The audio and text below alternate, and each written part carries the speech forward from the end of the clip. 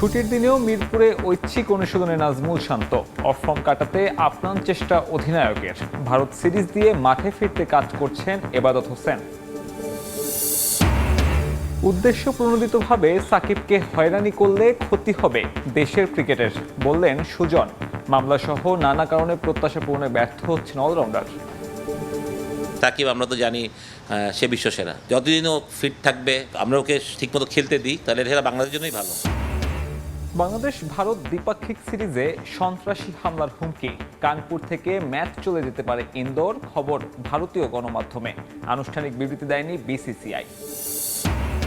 Nations লিগের big ম্যাচে কিছুক্ষণ পর ইতালির প্রতিপক্ষ ফ্রান্স। ইউরো ব্যর্থতা ভুলে ঘুরে দাঁড়াতে মরিয়া দুই দল। বিশ্বকাপ বাছাইয়ে ভোরে ব্রাজিলের ইকুয়েডর চ্যালেঞ্জ।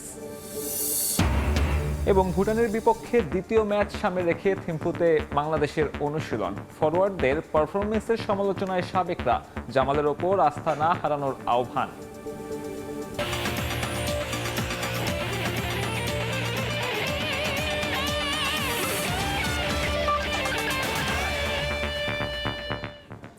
মিরপুরের হোম অফ ক্রিকেটে ছুটির দিনেও ঐচ্ছিক অনুশীলন করেছেন অধিনায়ক নাজমুল হোসেন শান্ত। দীর্ঘ সময়ে তিনি কাজ করেছেন নিজের ব্যাটিং নিয়ে। মূলত অফ ফর্ম কাটাতেই এমন ব্যক্তিগত অনুশীলন টাইগার এই টপ অর্ডার ব্যাটসম্যানের। অন্যদিকে ইনজুরি কাটিয়ে ভারত সিরিজ দিয়েই স্কোয়াডে ফিরতে চান পেসার এবাদত হোসেন। বর্তমান সময়ের পেস বিপ্লবের ভিড়ে কাজটা কঠিন হলেও দেশের ক্রিকেটের জন্য এটাকে দেখছেন ইতিবাচক হিসেবেই। শুক্রবার সরকারি ছুটির দিন, স্তব্ধ হোম অফ ক্রিকেটে প্রাণের চাঞ্চল্য নেই বললেই চলে। কিন্তু সেই নিস্তব্ধতা ভেদ করে শান্তর সেই স্বভাবসুলভ drive. Captain leading from the front, কিন্তু টাইগার কাপ্তান তা পারছেন কই। দল সাফল্য পেলেও সবশেষ 9 ইনিংসে তার ব্যাটে 50-র দেখা নাই। তাই তো শান্তর এমন ফিরে পাওয়ার লড়াই। ইনডোরের আউটারে 9টা থেকে বেলা 11:30। সময় বেড়েছে রোদের তীব্রতা। তবে শান্ত তাতেও হননি অশান্ত। লোকাল কোচ আর থ্রোয়ারদের সঙ্গে নিয়ে কাজ করেছেন ভুল ত্রুটি ধরতে। সামনেই ভারতের মাটিতে সাফল্য ধরে রাখার চ্যালেঞ্জ। প্রবল প্রতিপক্ষের বিপক্ষে ভালো করতে তার ব্যাটে রানের বিকল্প নেই। ভারত সিরিজ ভিন্ন চ্যালেঞ্জ আরেক টাইগার পেসার এবাদতের জন্য। সর্বনাশে ইনজুরির থাবায় বছর পেরিয়েছে, তবুও মাঠে ফেরা হয়নি সিলেট রকেটের। প্রতিপক্ষ হিসেবে টিম ইন্ডিয়া বরাবরই প্রিয় তার কাছে। টাইগার ম্যানেজমেন্টের কাছ থেকেও পেয়েছেন গ্রিন সিগন্যাল। ম্যাচ ফিট না হলেও দলের সঙ্গে চেন্নাইয়ের বিমান ধরছেন তিনি। আফসোস তো অবশ্যই, এজ এ প্লেয়ার বাহিরে থাকা সত্যি কথা এটা অনেক কষ্টের। বাংলাদেশ টিমের সাথে হয়তো আমাকে ইন্ডিয়াতে নিবে, ওখানে দেখা যাচ্ছে আমার যে বোলিং সাপোর্ট, আমার doctor, physio, fast bowling coach, trainer সবাইকে আমি পাবো। আর আরেকটা জিনিস হচ্ছে বিশেষ করে বাংলাদেশ টিমের মনিটরিংয়ে থাকবো। তাসকিন, হাসান, নাহিদ রানা, মুস্তাফিজ, তানজিম সাকিব সাম্প্রতিক সময়ে শুধু কাগজে কলমেই নয়, 22 গজেও টাইগার পেস বিপ্লবে আচ্ছন্ন তাবৎ ক্রিকেট দুনিয়া। তবে তাতে বেড়েছে প্রতিযোগিতা। চ্যালেঞ্জের মুখে একসময় দলের অটো চয়েস এবাদত। তবে এমন প্রতিযোগিতাকে তিনি দারুণ উপভোগ করছেন। আমাদের ফাস্ট বোলিং ডিপার্টমেন্ট যে পরিমাণে এখন ইমপ্রুভ করছে আলহামদুলিল্লাহ। এখন যে কেউ আমরা যে ওয়ার্ল্ডের যে কোনো দেশেই যাই, সবাই অ্যাটলিস্ট উইকেটটা বানাইতে গেলে একটু চিন্তা করবে। এটা আমার কাছে অনেক হেলদি একটা কম্পিটিশন মনে হয়। আমি চাইও যে আমাদের এইরকম ফাস্ট বোলার আরও 7টা থাকবে। সো মানে তখন কি হবে, আমার নিজের তাগিদ থাকবে যে আমি আরও ভালো করতে হবে। 8 সেপ্টেম্বর থেকে গোটা দল নিয়ে শুরু হওয়া অনুশীলনে থাকছেন এবাদত হোসেন। তবে শেষ পর্যন্ত ভারতের মাটিতে তার সুযোগ না মিললেও ঘরোয়া লিগে পারফর্ম করে আন্তর্জাতিক সার্কিটে এবাদত ফিরতে চান প্রোটিয়া সিরিজ দিয়েই। মাহবুব রিমন, সময় সংবাদ, ঢাকা। সাকিবের দোষ থাকলে শাস্তি হোক, কিন্তু তাকে উদ্দেশ্য প্রণোদিতভাবে হয়রানি করা হলে সেটা বাংলাদেশের ক্রিকেটের জন্যই ক্ষতিকর। এমন মন্তব্য করেছেন বিসিবি পরিচালক ও সাবেক অধিনায়ক খালেদ মাহমুদ সুজন। তার মতে এসব কারণেই মাঠের পারফরমেন্স ভালো হচ্ছে না সাকিব আল হাসানের। এদিকে সাকিব আশা পূরণ করতে না পারলেও মিরাজ মুগ্ধ করেছেন সবাইকে। সুজনের মতে সাকিবকে টপকে যাওয়ার মতো সামর্থ্যও আছে এই অলরাউন্ডারের। রাজনীতির সাথে খেলাধুলাকে এক করা ঠিকও না, আবার খেলোয়াড়দেরও উচিত না খেলা অবস্থায় রাজনীতি করা। নায়ক থেকে খলনায়ক 22 গজে তার বিশ্বসেরা অলরাউন্ডারের উপাধি ক্রিকেটে বাংলাদেশের স্ট্যান্ডার্ড উঁচুতে নিয়েছে নিঃসন্দেহে, কিন্তু রাজনীতির অপরিচ্ছন্ন ময়দানে নেমে বিতর্কিত হয়েছেন জাতীয় দলের অনেক জয়ের মূল চরিত্র, দেশের ইতিহাসের সেরা ক্রিকেটার সাকিব আল হাসান। গণ অভ্যুত্থানের পর আওয়ামী লীগের অন্য নেতাদের মতো ক্ষোভের আগুনের আঁচ লাগছে তার গায়েও। তার বিরুদ্ধে হয়েছে হত্যা মামলাও। জুলাই আগস্টের গণ অভ্যুত্থানের সময় দেশে ছিলেন না সাকিব। আওয়ামী নিপীড়নের সঙ্গে তার সম্পৃক্ততা ছিল কিনা তাও নিশ্চিত করে বলা যায় না। তার মতো ক্রীড়া ব্যক্তিত্বকে শাস্তি দেওয়ার ক্ষেত্রে আরও ভালোভাবে সব খতিয়ে দেখা উচিত। রাজনৈতিক প্রতিহিংসার শিকার যাতে না হন সেটা খেয়াল রাখার পরামর্শ খালেদ মাহমুদ সুজনের। সামনেই যে ভারত সফর ও চ্যাম্পিয়ন্স ট্রফির চ্যালেঞ্জ রয়েছে টাইগারদের। সাকিব যদি কোনো অন্যায় করে থাকে সেটার বিচারও হোক, বা র্যাশ ক্রিকেটার সাকিব আমরা তো জানি সে বিশ্বসেরা। তো যতদিন ও ফিট থাকবে, ওর আমরা ওকে ঠিকমতো খেলতে দিই, তাহলে সেটা বাংলাদেশের জন্যই ভালো। কিন্তু আপনি অন্যায় না করে যদি ওর উপরে অন্যায়ের প্রেশারটা চাপিয়ে দেন, বা হ্যাঁ, ও মাত্র কয় মাস আগেই তো এমপি হয়েছিল, মানে এটা তো পার্লামেন্ট হচ্ছে কয়েকদিন আগে সেই ইলেকশন জিতেছে বা হোয়াট এভার সেটা জিতেছে। তো ও তো আসলে এর মধ্যে ক্রিকেটই খেলেছে, এর মধ্যে তো ঢুকতেই পারে নাই। বাংলাদেশ ভারত দ্বিপাক্ষিক সিরিজ নিয়ে একের পর এক হামলার হুমকি দিয়ে যাচ্ছে হিন্দু জাতীয়তাবাদী রাজনৈতিক দল হিন্দু মহাসভা। টি-20 সিরিজের পর এবার কানপুরে দ্বিতীয় টেস্টেও হামলার হুমকি দিয়েছে সংগঠনটি। তাই কানপুর থেকে টেস্ট সরিয়ে মধ্যপ্রদেশের ইন্দোরে নেয়ার কথা ভাবছে বিসিসিআই, এমন সংবাদ ভারতীয় গণমাধ্যমে। তবে এই সিরিজের ভেন্যু পরিবর্তন নিয়ে এখনও কোনো আনুষ্ঠানিক বিবৃতি দেয়নি ভারতীয় ক্রিকেট বোর্ড। পাকিস্তানের বিপক্ষে টেস্ট সিরিজে অনেক কিছুই আদায় করে নিয়েছে বাংলাদেশ ক্রিকেট দল। প্রথমবারের মতো পাকিস্তানের মাটিতে টেস্ট সিরিজ জিতে আত্মবিশ্বাসও কয়েক গুণ বেড়েছে বাংলাদেশের ক্রিকেটারদের। এবার ইন্ডিয়া বদের পরিকল্পনা টাইগারদের। তাই তো ভারত সিরিজ নিয়ে বাড়তি রোমাঞ্চ কাজ করছে বাংলাদেশি সমর্থকদের। চলতি মাসে ভারত সফরে যাবে বাংলাদেশ ক্রিকেট দল। সেখানে 2টি টেস্ট ও 3টি টি-20 সিরিজ খেলার কথা টাইগারদের। তবে বাংলাদেশের এ সফর বাতিলের জন্য উঠে পড়ে লেগেছে ভারতীয় রাজনৈতিক দল হিন্দু মহাসভা। বাংলাদেশে হিন্দু সম্প্রদায়ের ওপর নির্যাতনের অভিযোগ তুলে দফায় দফায় হামলার হুমকি দিয়ে যাচ্ছে হিন্দু জাতীয়তাবাদী সংগঠনটি। প্রথমে বাংলাদেশ ভারত সিরিজের টি-20 ম্যাচে হামলার হুমকির পর এবার কানপুরের দ্বিতীয় টেস্টেও হামলার হুমকি দিল হিন্দু মহাসভা। এই অবস্থায় খেলোয়াড়দের নিরাপত্তার কথা চিন্তা করে ভেন্যু পরিবর্তনের কথা ভাবছে বিসিসিআই। কানপুর থেকে সরিয়ে দ্বিতীয় টেস্ট মধ্যপ্রদেশের ইন্দোরে নেওয়া হতে পারে বলে জানিয়েছে ভারতীয় সংবাদ মাধ্যম এবিপি। তবে ভেন্যু পরিবর্তন নিয়ে এখন পর্যন্ত কোনো আনুষ্ঠানিক বিবৃতি দেয়নি বিসিসিআই। সাম্প্রতিক সময়ে বৈষম্য বিরোধী ছাত্র আন্দোলনে পতন হয়েছে শেখ হাসিনা সরকারের। পদত্যাগের পর ভারতে অবস্থান করছেন বাংলাদেশের সাবেক প্রধানমন্ত্রী। শেখ হাসিনা সরকার পতনে প্রভাব পড়েছে বাংলাদেশ ভারত দ্বিপাক্ষিক সম্পর্কে। নানা অভিযোগ এনে আন্দোলনেও ভারত নিয়ে ক্ষোভ প্রকাশ করেছেন ছাত্র জনতা। এরপর থেকেই সংখ্যালঘুদের ওপর হামলার বেশ কিছু গুজব ছড়ায় ভারতীয় বেশ কয়েকটি সংবাদ মাধ্যম। এমন অস্থির পরিস্থিতিতে রাজনৈতিকভাবে না পারলেও ক্রিকেট দিয়ে ভারতীয়দের দাঁত ভাঙা জবাব দিতে চায় টাইগার সমর্থকরা। রিফাতুল ইসলাম মিরন, সময় সংবাদ। বিগ ব্যাশের পর এবার জিম আফ্রো টি10 লিগেও দল পেলেন tiger leg spinner Rishad Hossain. ড্রাফটের আগেই সরাসরি চুক্তিতে হারারে বোল্টসের হয়ে চুক্তিবদ্ধ হলেন এই বাংলাদেশি লেগি। কয়দিন আগেই ড্রাফট থেকে রিশাদকে দলে টানে বিগ ব্যাশের ফ্রাঞ্চাইজি হোবার্ট হ্যারিকেন।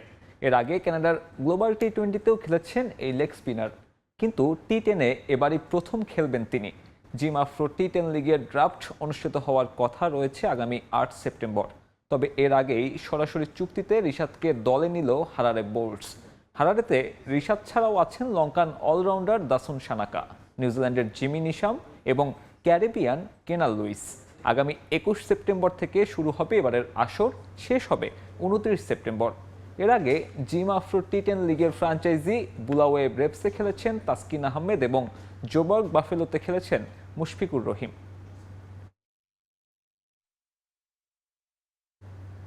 এবারে ফুটবল, শুরুতেই উয়েফা নেশনস লিগের খবর। হাই ভোল্টেজ ম্যাচে আজ রাতে মুখোমুখি হবে ফ্রান্স ও ইতালি। বিগ ম্যাচে জয়ের লক্ষ্যে আপোষহীন দুই দলই। ইউরো চ্যাম্পিয়নশিপে প্রত্যাশিত সাফল্য পায়নি ফ্রান্স ও ইতালি, তাই জয়ে নেশনস লিগ শুরুর লক্ষ্য দুই দলের। পার্ক দ্য প্রিন্সেসে ম্যাচ শুরু হবে রাত 1:45টায়। পার্ক দ্য প্রিন্সেসে বারুদে এক ম্যাচের অপেক্ষা, যে ম্যাচে মুখোমুখি হবে ফুটবল দুনিয়ার সাবেক 2 বিশ্ব চ্যাম্পিয়ন। ইতিহাস সমৃদ্ধ অতীতে এক কথায় সমীহ আদায় করে নেবে ইতালি ও ফ্রান্স। তবে সময়টা বড্ড খারাপ যাচ্ছে ওদের, তাই নেশনস লিগ দু দলের সামনেই খাদের কিনারা থেকে সুদিন ফেরানোর মঞ্চ। 2020-21 মৌসুমে নেশনস লিগের আয়োজক ছিল ইতালি, কিন্তু ফাইনালে ওঠা হয়নি তাদের। আজজুরিদের চোখের সামনে শিরোপা জয় করে নেয় ফ্রান্স। সবশেষ ইউরোর স্মৃতি ভুলে যেতে চাইবে দুদলই। প্রত্যাশিত সাফল্য মেলেনি ইতালি ও ফ্রান্সের, তাই উয়েফা নেশনস লিগে জয়ে শুরু করতে চায় দুদল। কার ভাগ্যে মিলবে কাঙ্ক্ষিত জয়, তার উত্তর মিলবে পার্ক দ্য প্রিন্সেসে। গেল জুলাইয়ে জার্মানিতে অনুষ্ঠিত ইউরো চ্যাম্পিয়নশিপে নিশ্চিত ফেভারিট ছিল ফ্রান্স, তবে স্পেনের তারুণ্যের জয়গানে হৃদয় ভাঙে ফরাসিদের। সেমিফাইনাল থেকে বিদায় নেয় তারা। কদিন আগে প্যারিস অলিম্পিক ফুটবলে চমৎকার পারফরমেন্সের সুবাদে প্রথমবারের মতো ফ্রান্স দলে ডাক পেয়েছেন মাইকেল ওলিস। অভিষেকের অপেক্ষায় আছেন এই তরুণ। শুরুর একাদশে দেখা যাবে এমবাপ্পে ও ওসমান দেমবেলেকে। অসুস্থতার কারণে আগেই সরে গেছেন চেলসি তারকা ওয়েসলি ফোফানা। তার পরিবর্তে সুযোগ মিলছে লোইক বেডের। ফারলান ম্যান্ডির ইনজুরিতে কপাল খুলেছে লুকাস ডিগনের। ইউরো চ্যাম্পিয়নশিপে ইতালির অবস্থা ছিল আরও দুঃসহ। বর্তমান চ্যাম্পিয়ন হিসেবে অংশ নিয়ে শীর্ষ 16তে সুইজারল্যান্ডের কাছে হেরে বিদায় নেয় আজজুরিরা। ইনজুরির পাশাপাশি ইতালি শিবিরে আছে সুখবরও। ডেস্টিনি ওদোগি, ময়েসে কিন ও সান্দ্রো তোনালিরা ইনজুরির কারণে খেলতে পারেননি ইউরো চ্যাম্পিয়নশিপে। তবে নেশনস লিগে ফিট হয়ে ফিরেছেন তারা। ছিটকে গেছেন জিয়ান লুকা। পারফরমেন্স দিয়ে কোচের সুনজরে না থাকায় বাদ পড়েছেন জর্জিনহো ও ফেদেরিকো চিয়েসা। এছাড়া ভাগ্য ফেরাতে ব্যর্থ হয়েছেন ম্যাতেও ডারমেইন ও জিয়ান লুকা মানচিনি। দুদলের মুখোমুখি পরিসংখ্যান অবশ্য কথা বলছে ইতালির পক্ষেই। ফ্রান্সের 11 জয়ের বিপরীতে 18টি জয় নিয়ে এগিয়ে আছে ইতালি। পারভিন আক্তার, সময় সংবাদ। ইউরো চ্যাম্পিয়নশিপের ফাইনালের ব্যর্থতা ভুলে এবার উয়েফা নেশনস লিগে মাঠে নামতে যাচ্ছে ইংল্যান্ড। প্রথম ম্যাচে রিপাবলিক অব আয়ারল্যান্ডের মুখোমুখি হবে থ্রি লায়ন্স। শনিবার ম্যাচ শুরু হবে বাংলাদেশ সময় রাত 10টায়।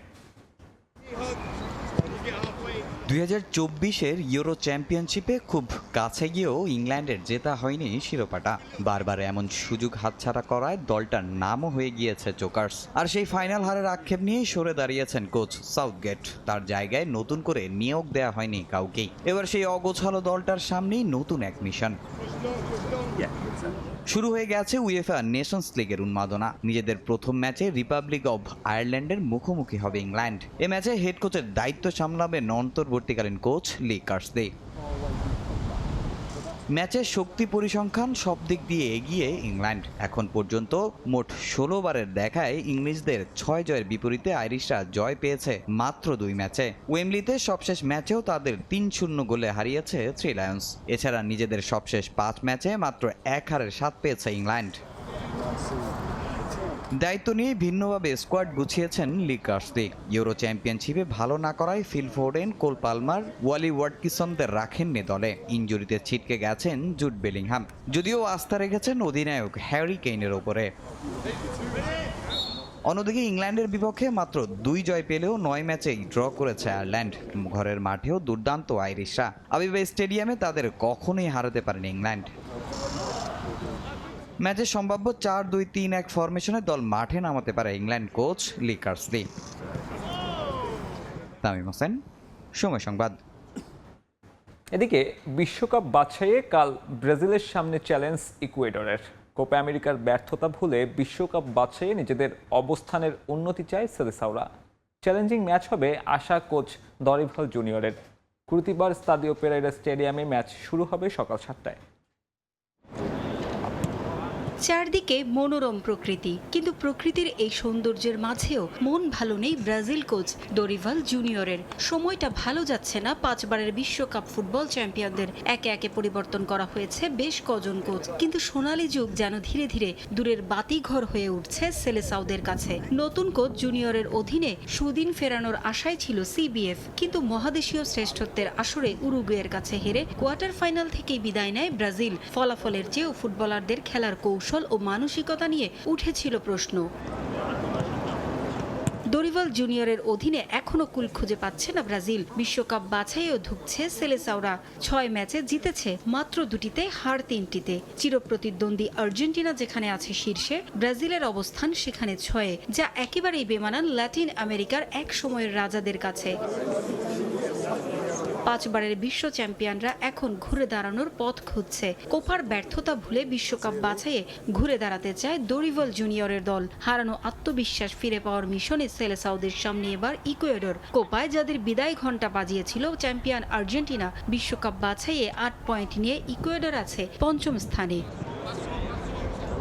হাঁটুর ইনজুরিতে দীর্ঘ সময়ের জন্য দলের বাইরে চলে গেছেন নেইমার। তার শূন্যতা অনেকদিন ধরেই ভোগাচ্ছে দলকে। তবে সুখবর, পুনর্বাসন প্রক্রিয়ার একেবারে শেষ দিকে আছেন আল হিলাল তারকা। ফিট হলেই তাকে দেখা যাবে ব্রাজিল স্কোয়াডে। ইকুয়েডরের বিপক্ষে ম্যাচে নিষেধাজ্ঞার কারণে খেলতে পারবেন না রাফিনিয়া। আক্রমণ ভাগে ভিনিসিয়াস জুনিয়র রদ্রিগোর সঙ্গে দেখা যাবে প্রতিশ্রুতিশীল বিস্ময় বালক এনরিককে। ব্রাজিল দলে নতুন চমক 17 বছরের তরুণ এস্তাভো উইলিয়ান। তাকে নিয়েও আশাবাদী কোচ দরিভাল জুনিয়র। ইকুয়েডরকে শক্ত প্রতিপক্ষ মানছেন কোচ। কঠিন ম্যাচ হবে বলেই প্রত্যাশা তার।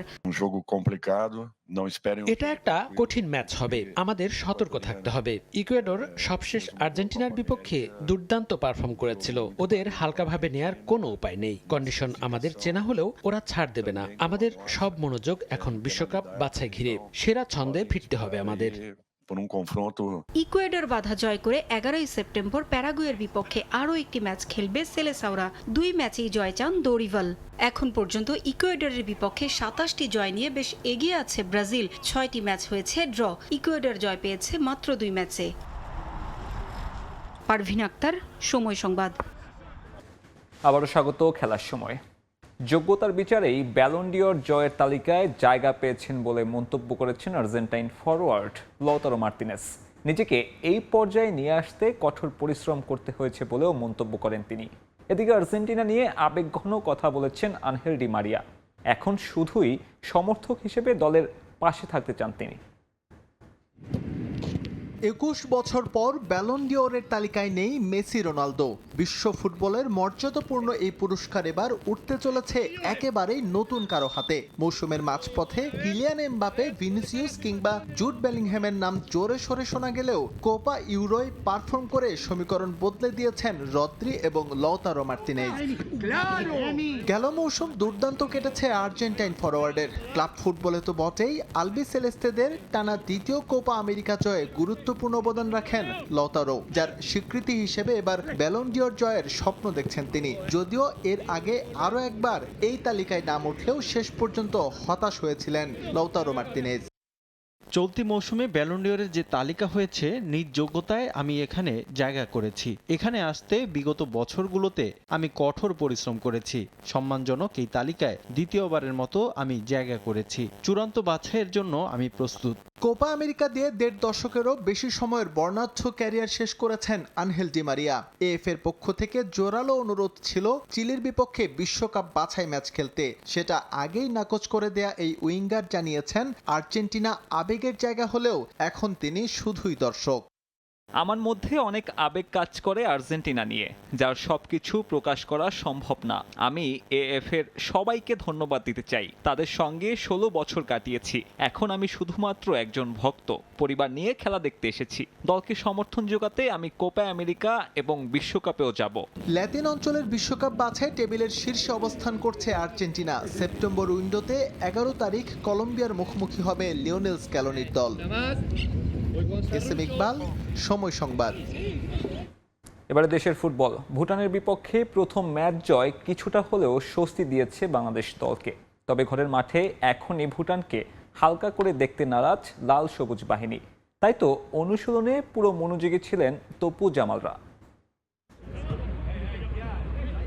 চাংলিমিথান স্টেডিয়ামের অবস্থানগত ভিন্নতা, বৈরী কন্ডিশন আর মাঠের প্রতিপক্ষ সবকিছু নিয়েই বেশ চিন্তিত ছিল বাংলাদেশ জাতীয় ফুটবল দল। অতীতের বাজে স্মৃতিকে ভুলতে একটা জয় যে অপরিহার্য ছিল লাল সবুজের জন্য। প্রথম ম্যাচে কাঙ্ক্ষিত সেই জয় পেতেই বদলে গেছে টিমের স্পিরিট।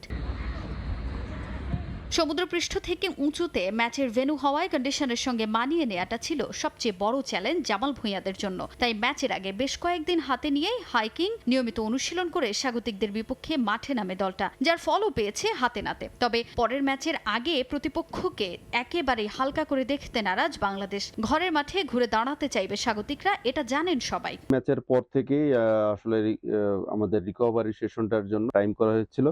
সেই টাইম অনুযায়ী আমরা আসলাম রিকভারির জন্য, ফান গেমস এবং যেগুলি করলে প্লেয়াররা আসলে মেন্টালিও ভালো ফিল করে, সেগুলি করা হয়েছে। সব টেনশন দূর করে আমরা একটা গোল দিয়ে যে ধরে রাখতে পেরেছি, সেই কনফিডেন্স থেকে এখন সেকেন্ড ম্যাচের জন্য প্রিপারেশন নিচ্ছি।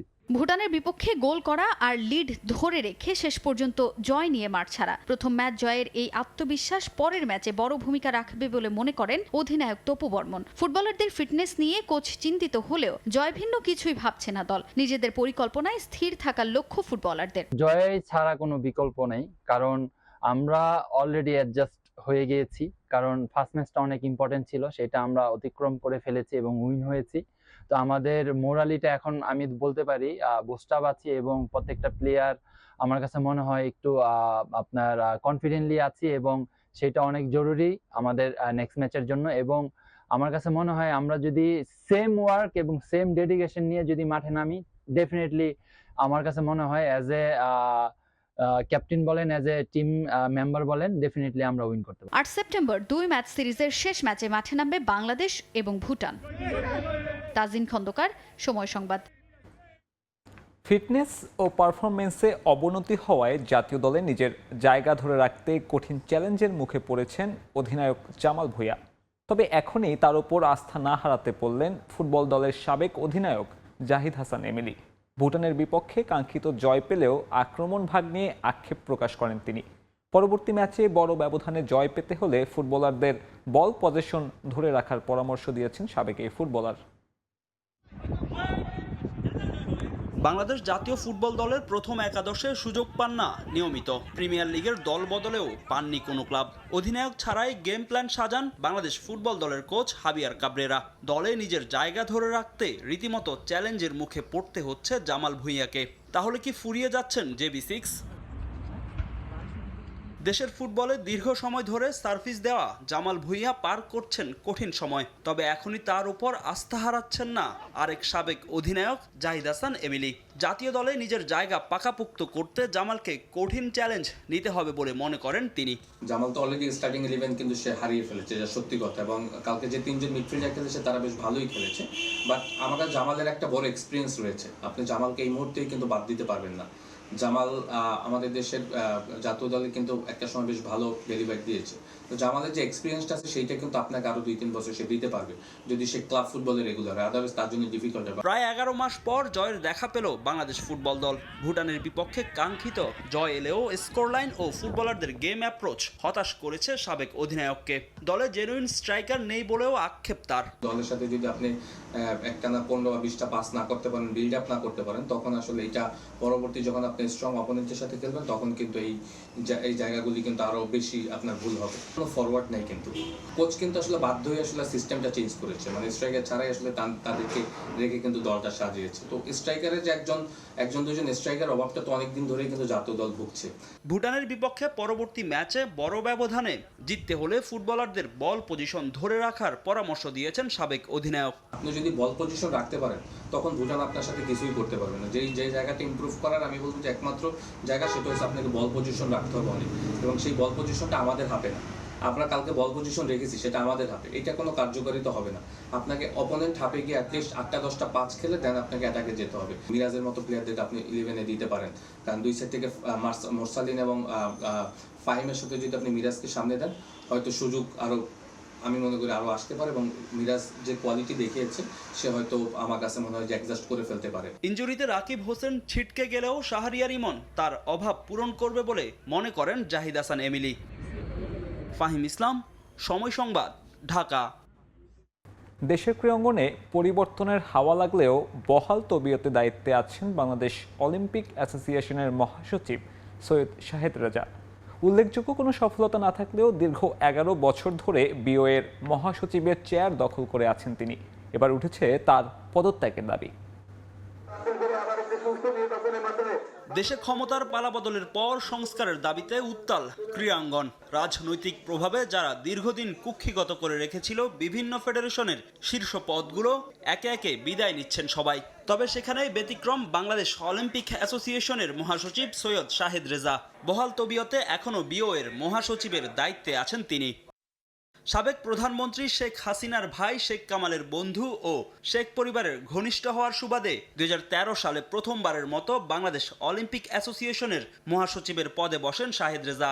এরপর বিওতে তৈরি করেন নিজস্ব সিন্ডিকেট, যার ফলে মহাসচিব পদে বিনা প্রতিদ্বন্দ্বিতায় নির্বাচিত হন দুবার। অর্জনের মাপকাঠিতে মহাসচিব হিসেবে সফল বলা যাবে না শাহেদ রেজাকে। দীর্ঘ 11 বছর ধরে ক্ষমতায় থাকার পরও তার অধীনে আসেনি কোনো সফলতা, বরং অলিম্পিক, কমনওয়েলথ গেমস সহ বিভিন্ন ইভেন্টে অ্যাথলিটদের ব্যানারে ফেডারেশন কর্মকর্তাদের বিদেশ ভ্রমণে সমালোচিত হয়েছে তার কমিটি। জাতীয় ও আন্তর্জাতিক বিভিন্ন ইভেন্টে নির্দিষ্ট কিছু ফেডারেশনকে বিশেষ সুবিধা দেওয়ার অভিযোগও আছে তার বিরুদ্ধে। দেশ সংস্কারের সময়ে দেশের এই শীর্ষ ক্রীড়া সংস্থায় পরিবর্তন দেখতে চান সংগঠকরা। আমি যখনই ভাববো যে আমার এখানে কোনো প্রতিদ্বন্দ্বী নাই, কেউ দাঁড়াতে আসবে না, উপর লেভেলে অর্ডারে হোক বা কোনো কিছুতে হোক সাহসী পাবে না কেউ দাঁড়াতে, এটা কিন্তু খুব ভালো কথা না।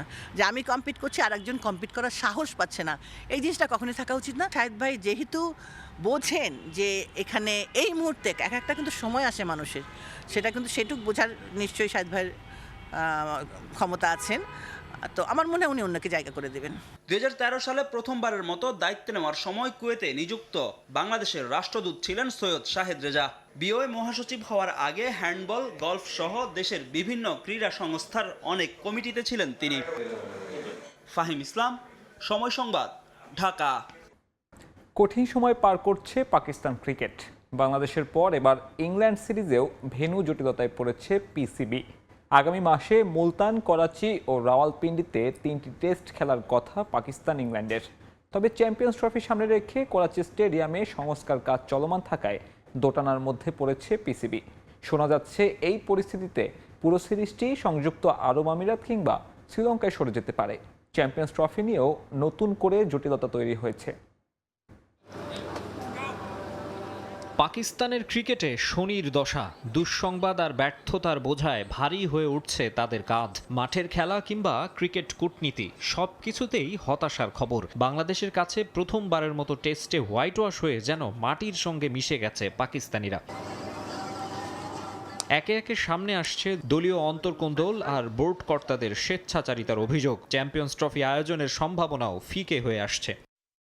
2025 চ্যাম্পিয়ন্স ট্রফির হোস্ট রাইটস পাকিস্তান ক্রিকেট বোর্ডের। তবে ভারতের সঙ্গে সম্পর্কের বৈরিতায় আবারও বিপাকে তারা। শোনা যাচ্ছে পাকিস্তানে ম্যাচ খেলতে নিজেদের ক্রিকেটারদের এবারও পাঠাবে না প্রতিবেশী দেশটি। তাই এতদিন গত এশিয়া কাপের মতো হাইব্রিড মডেল নিয়ে ছিল জোর আলোচনা, অর্থাৎ ভারতের ম্যাচ নিরপেক্ষ ভেন্যুতে আর অন্য ম্যাচগুলো পাকিস্তানে। তবে পিসিবির জন্য আরও খারাপ খবর, নতুন গুঞ্জন উঠেছে পুরো আসরই সরে যেতে পারে পাকিস্তান থেকে।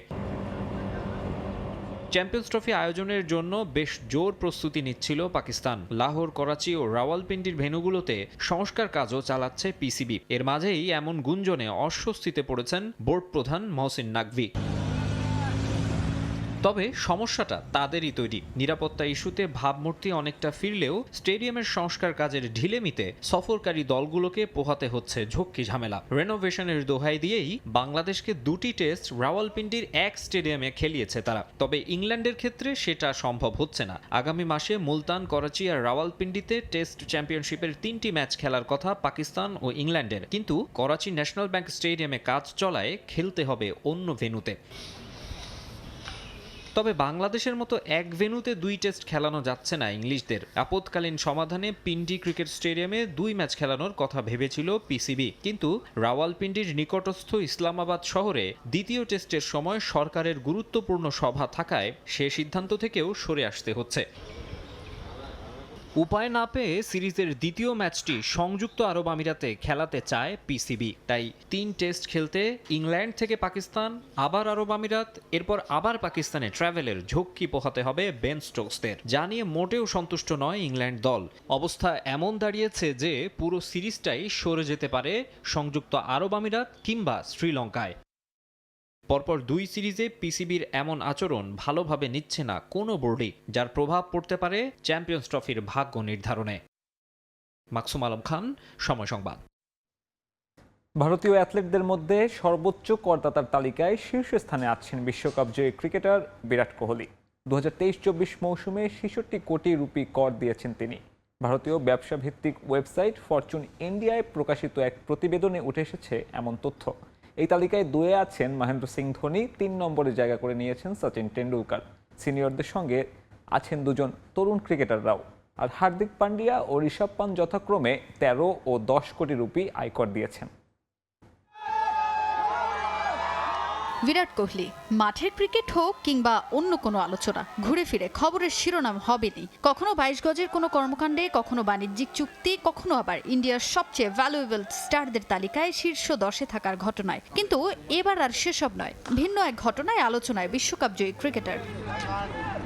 টি-20 বিশ্বকাপ জয়ের ঘোর এখনও কাটেনি তার, তাই 22 গজের ব্যস্ততা থেকে কিছুটা দূরেই আছেন। বিশ্বকাপ জিতে টি-20 থেকে অবসর নিয়েছেন। এবার বাংলাদেশের বিপক্ষে সাদা পোশাকের ক্রিকেটের জন্য নিজেকে প্রস্তুত করতে ব্যস্ত হয়ে পড়বেন কিছুদিনের মধ্যেই। তার আগেই কোহলিকে নিয়ে নতুন খবর প্রকাশ করল ভারতের ব্যবসা ভিত্তিক শীর্ষ ম্যাগাজিন ও ওয়েবসাইট ফরচুন ইন্ডিয়া, যেখানে উঠে আসে ভারতীয় ক্রীড়াবিদদের মধ্যে সবচেয়ে বেশি কর দেন কিং কোহলি। ওই প্রতিবেদন অনুযায়ী সর্বোচ্চ করদাতাদের এই তালিকার শীর্ষে আছে বিরাট কোহলি। কর মূলত আয় ও ব্যয়ের উপর ভিত্তি করে দেয়া হয়। ক্রিকেট, বিজ্ঞাপন, বাণিজ্যিক চুক্তি, ফ্র্যাঞ্চাইজি ক্রিকেট সহ অন্যান্য বিভিন্ন ক্ষেত্র থেকে আয় করে থাকেন বিরাট। আর 2023-24 মৌসুমে তিনি কর দিয়েছেন সব মিলিয়ে 66 কোটি রুপি।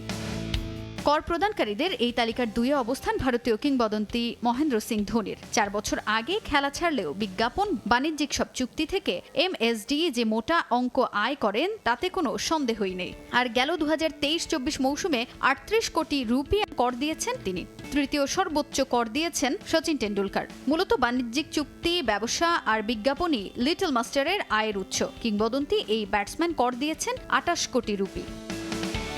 তালিকার 4-এ আছেন ভারতের সাবেক অধিনায়ক ও বিসিসিআই এর সাবেক সভাপতি সৌরভ গাঙ্গুলি। বার্ষিক আয়ের ওপর 23 কোটি রুপি কর দিয়েছেন তিনি। তরুণ ক্রিকেটারদের মধ্যে আয়করের এই তালিকায় আছেন হার্দিক পান্ডিয়া ও ঋষভ পন্ত। 13 ও 10 কোটি আয়কর দিয়ে ভারতের সর্বোচ্চ করদাতাদের তালিকায় জায়গা করে নিয়েছেন এই 2 ক্রিকেটার। যদিও ভারতের সর্বোচ্চ করদাতা অ্যাথলেটদের তালিকায় নেই অন্য কোনো ডিসিপ্লিনের কেউই। তাজিন খন্দকার, সময় সংবাদ। এই ছিল খেলার সময়ের এখনকার আয়োজন। সঙ্গে থাকুন সময়।